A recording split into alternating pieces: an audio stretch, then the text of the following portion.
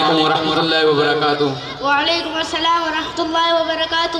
کون ہیں آپ؟ میں پروفیسر کاشف بول رہا ہوں، خیریت سے ہیں؟ الحمدللہ، اللہ کا فضل ہے۔ مجھے آپ سے بات کرنی ہے۔ ٹھیک ہے، آ جاؤ، یہی ملاقات ہو جائے گی۔ ورحمۃ اللہ وبرکاتہ۔ وعلیکم السلام ورحمۃ اللہ وبرکاتہ۔ اور کہاں تشریف لے جا رہے ہیں مفتی صاحب؟ بس میں ایک پروگرام میں جا رہا ہوں جو کہ مدرسہ جامعہ عربیہ ابو حنظلہ کا سالانہ پروگرام ہے۔ کیا بات ہے، اچانک فون؟ دراصل بات یہ ہے کہ میرے ذہن میں کچھ اشکالات ہیں جن کو آپ سے حل کرنا چاہتا ہوں۔ کیا اشکالات ہیں پروفیسر صاحب؟ مفتی صاحب، اسلام میں طلاق کے بارے میں کیا کہتے ہیں؟ مانو کہ ایک کھیل شروع کر دیا ہے۔ کیوں بھائی، آپ بھی مخالفین کے چکروں میں آ گئے ہیں؟ یہ کون سے چینل میں دیکھ کر آئے ہو؟ آج کل بی بی سی اور اے بی وی والوں میں ایسا نشہ چڑھا ہوا ہے۔ ارے مفتی صاحب، اے بی اور بی سی چینل کے مطابق بات نہیں ہے۔ ارے مفتی صاحب، آپ ذرا کنویں سے باہر نکل کے دیکھو تو پتہ چلے گا دنیا کے حال کیا ہے۔ ٹھیک ہے، میں آپ کو ایک چیز اور بتاتا ہوں، آپ ذرا اس کو بھی دیکھ لیں۔ بتاؤ، یہ بھی دیکھ لیتے ہیں، اس میں کیا حرض ہے؟ آپ کے گھر میں جزدان میں لپٹی ہوئی ایک چیز رکھی ہے جسے قرآن کہتے ہیں، کیا آپ نے کبھی پڑھا ہے؟ نہیں مفتی صاحب، اتنی فرصت کس کو ہے؟ میں تو مفتی صاحب کے چینل سے تلاوت اور بیانات سن لیتا ہوں۔ یاد رکھو، اگر موبائل میں دیکھ کر اگر طلاق کو کھاؤ گے کھیل تو قیامت کے دن تمہیں جانا پڑے گا جیل۔ کچھ تو سوچو مفتی صاحب، آج کل تو ایک طرح کی دھوم مچی ہوئی ہے، طلاق طلاق طلاق، روٹی جل جائے طلاق، کھانے میں نمک کم یا زیادہ ہو طلاق، مرچی تیز ہو جائے طلاق۔ یہ تو اسلام کا طریقہ نہیں ہے۔ نہیں بھائی، یہ سب غلط بات ہے، یہ سراسر اسلام پر اعتراض ہے۔ کیا کوئی روٹی جل جانے پر بھی طلاق دیتا ہے کیا؟ اور نہ ہی نمک تیز ہونے پر طلاق دی جاتی ہے۔ یہ سب دشمنان اسلام کی شادی سے ان کے جال میں نہ آئے۔ یہ سازش نہیں بلکہ حقیقت میں ایسا ہی ہوتا ہے۔ اوفو، کیا تمہاری شادی ہو گئی؟ جی ہاں، میری شادی ہو گئی اور 4 بچے بھی ہیں۔ کیا تمہارے گھر میں کبھی روٹی جلی ہے؟ نہیں، ہم تو بنگالی قسم کے لوگ ہیں، ہمارے یہاں چاول بنتے ہیں، روٹی نہیں۔ کیا تمہارے گھر میں کبھی چاول میں نمک تیز ہوا ہے؟ ہاں، کئی مرتبہ ہوا ہے۔ تو آپ نے اس کی وجہ سے طلاق کیوں نہیں دی ہے؟ ارے مغز کے انڈے، اتنی چھوٹی چھوٹی باتوں میں کیسے طلاق دے دوں؟ تو آپ بھی دشمنان اسلام کی باتوں میں آ کر یہ کیسے مان لیا کہ اسلام اتنی چھوٹی چھوٹی باتوں میں طلاق کو روا رکھتا ہے؟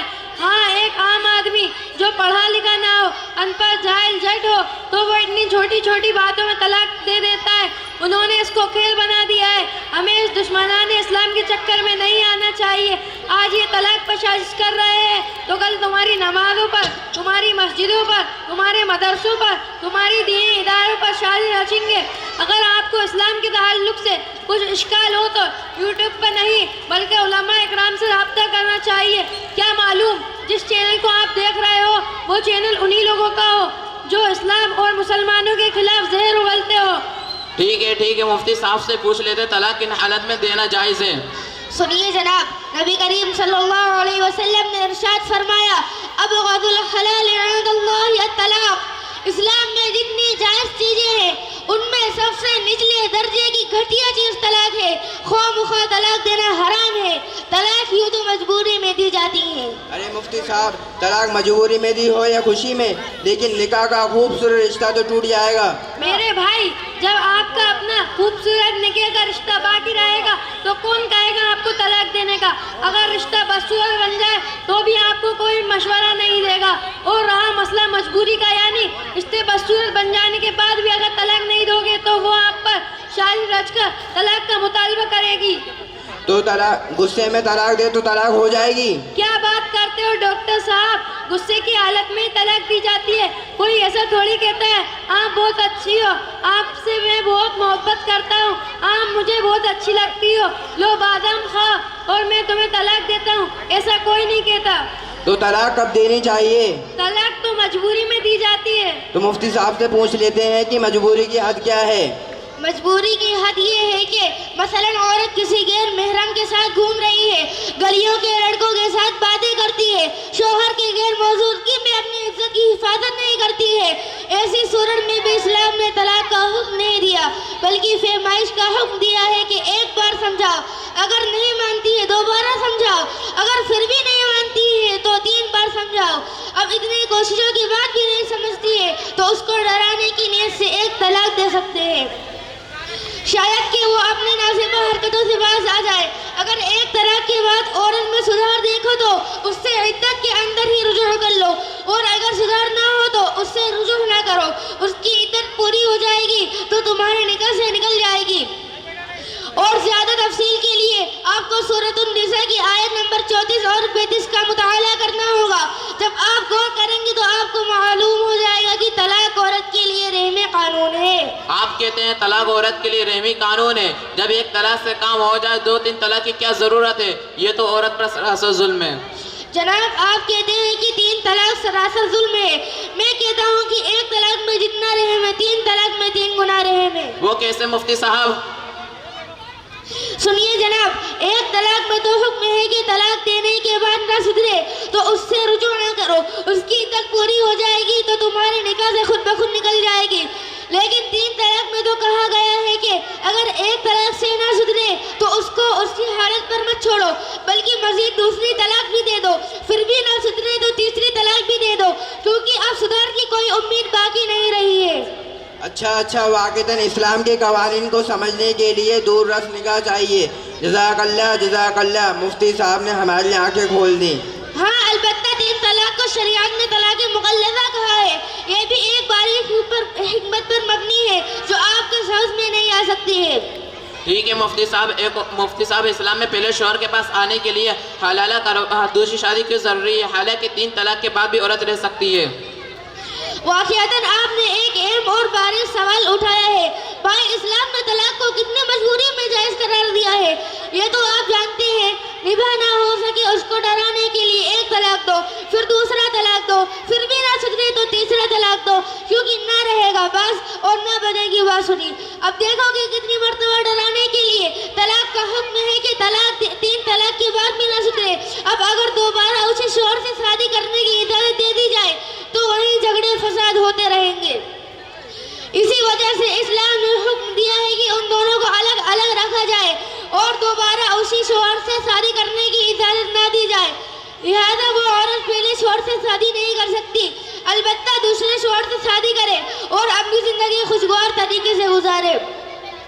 پھر اگر کسی وجہ سے دوسرا شوہر بھی طلاق دے تو پھر اسلام کہتا ہے کہ عدت گزارنے کے بعد پہلے شوہر سے شادی کر لو.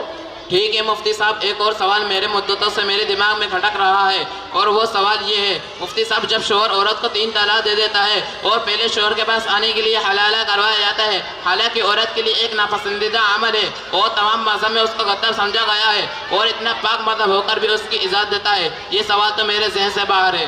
اچھا ہوا تم نے سوال کر لیا. بھائی اسلام پر جو بھی اعتراض ہے وہ غلط فہمی کی وجہ سے ہے. خوب سمجھ لیجئے, ایک ہوتا ہے حلالے کی شکل خود بخود بن جاتا ہے, وہ نہ دنیا والوں کی نظر میں برا ہے اور نہ شریعت کی نگاہ میں برا ہے, اور ایک ہوتا ہے حلالے کی شکل بنانا, وہ دنیا والوں کی نظر میں بھی برا ہے اور لوگوں کی نگاہ میں بھی برا ہے. ٹھیک ہے مفتی صاحب, برائے کرم دونوں کی وضاحت کر دیجئے.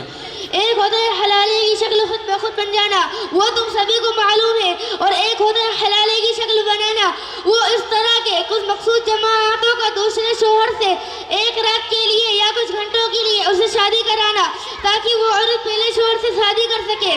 یہ ہوتا ہے حلالے کی شکل بنانا, جو دنیا والوں کی نظر میں صرف برا نہیں بلکہ لعنت کی خبر بھی سنائی ہے. در حقیقت یہ حلالہ نہیں ملالہ ہے. ٹھیک ہے مفتی صاحب, ہم آپ کی وضاحت کو تسلیم کرتے ہیں, لیکن آج کل حلالے کی شکل خود بخود نہیں بنتی بلکہ لوگ بناتے ہیں.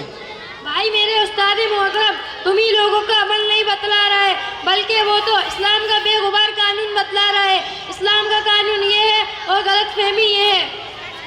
مفتی صاحب اگر آپ کی اجازت تو ایک آخری سوال کرنا چاہتا ہوں. کہیے, بالکل اجازت ہے, تاکہ جو غلط فہمیاں ہیں وہ دور ہو جائے. مفتی صاحب جب مردوں کو پریشانی آتی ہے تو وہ عورت کو طلاق دے کر الگ کر دیتا ہے, لیکن جب عورت پہ پریشانی آتی ہے تو وہ کیا کرے؟ کہیں جا کر چائے بیچنے جائے گی؟ خالی چائے بیچنے کی بات نہیں ہے, اگر عورت کم پڑھی لکھی ہو تو وہ موجودہ سرکار کے مطابق پکوڑے بھی بیچے گی. تم نے بالکل صحیح کہا, لیکن تم نے جو بات سمجھی ہے ویسی بالکل نہیں ہے, کیونکہ یہاں شریعت نے مردوں کو طلاق کی اجازت دی ہے, وہیں عورتوں کو بھی خلا کا اختیار دیا ہے. ارے رکو رکو مفتی صاحب، میرا اشکال یہ ہے، ارے میں سلام کرنا تو بھول ہی گیا. السلام علیکم ورحمۃ اللہ وبرکاتہ. وعلیکم السلام ورحمۃ اللہ وبرکاتہ. ارے مفتی صاحب، میرا اشکال یہ ہے کہ مردوں کے لیے یہ اختیار دیا گیا ہے کہ تنہا ایک طلاق دے سکتا ہے، اور عورت کے لیے یہ ضروری قرار دیا گیا ہے کہ عورت ایک مجلس میں چند لوگوں کے سامنے خلا لے لے. جناب عالی، اس میں بھی تو عورت کے ساتھ ناانصافی ہے. جناب، عورت جلد باز ہوتی ہے، فیصلے جلدی لے لیتی ہے، ناقص العقل ہوتی ہے. اسی لیے اسلام نے معاملے کو مجلس تک مؤخر نہیں کیا تاکہ تھوڑا ٹھہرے اور دماغ سے کام لے. اگر مرد کی طرح عورت کو بھی تنہا کا اختیار دیا جائے تو سینکڑوں عورتیں اپنے گھر میں بیٹھی ہوتی. ٹھیک ہے مفتی صاحب. آخر میں انشاءاللہ میری آپ سے اور تمام سامعین سے گزارش ہے کہ آپ مدارس کے علماء سے اپنا رابطہ بنائے رکھیں اور تعلیم میں اپنا اور اپنے بچوں کا وقت لگائیں تاکہ اسلام کی جو احکام ہے وہ صحیح طور پر ہماری سمجھ میں آ جائیں. اور خاص طور پر ہمارے مدرسہ جامعہ ابو حنظلہ اور مدرسہ خیر النساء للبنات میں اپنے بچوں اور بچیوں کو مدرسے میں ضرور پہنچائیں اور اپنی اور اپنے بچوں کی ارتداد سے بچے اور دشمنان اسلام کی باتوں میں آ کر اسلام سے دور نہ ہو جائیں. السلام علیکم ورحمۃ اللہ وبرکاتہ.